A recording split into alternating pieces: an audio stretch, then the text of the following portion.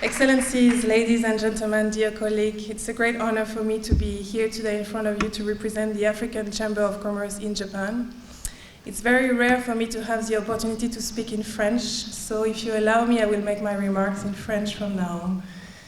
Je souhaite adresser tout d'abord mes plus sincères remerciements aux organisateurs de cet événement, la Chambre de commerce de Djibouti et la Chambre de commerce panafricaine, et un merci également à messieurs les ambassadeurs Araïta et Yonetani pour leur soutien.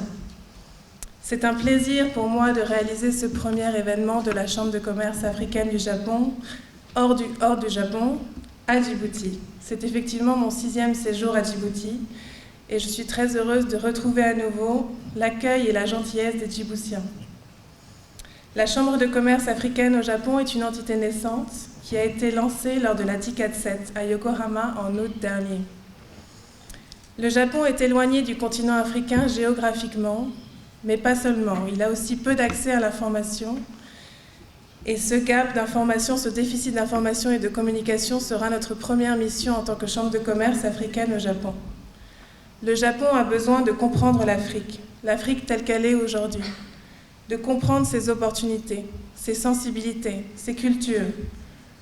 Le Japon a besoin de comprendre l'Afrique comme l'Afrique a besoin de comprendre le Japon.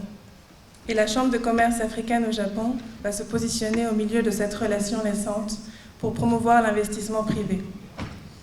Nous sommes convaincus que sans compréhension mutuelle, il n'y a pas de relation d'affaires. Je lance donc 2 appels aujourd'hui à toutes les chambres de commerce ici présentes. Premièrement, nous avons besoin de chacun d'entre vous.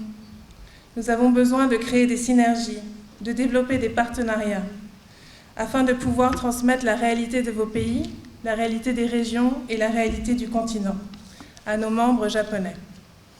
Nous souhaitons créer une relation privilégiée avec chaque chambre de commerce ou fédération professionnelle des pays du continent pour développer un mécanisme d'investissement fiable et durable entre le privé japonais et le privé africain.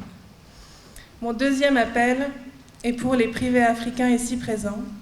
La Chambre de commerce africaine du Japon n'est pas une idée nouvelle, mais elle a vu le jour seulement cette année grâce à un effort de diplomatie collective du corps diplomatique africain au Japon, qui est représenté par 38 pays, et également de membres fondateurs, sociétés japonaises, telles que Nippon Express, qui est le leader de la logistique, Saraya, qui est leader des produits d'hygiène, SoftBank Investment, grand groupe financier au Japon, et également Intermia Japan, que je représente aujourd'hui, qui est l'agence partenaire du continent africain sur les sujets de perception et de branding. Nous souhaitons, au travers de la Chambre, montrer que le privé africain est prêt à développer des partenariats solides avec le privé japonais. Nous souhaitons, au travers de la Chambre, porter la voix du continent au Japon.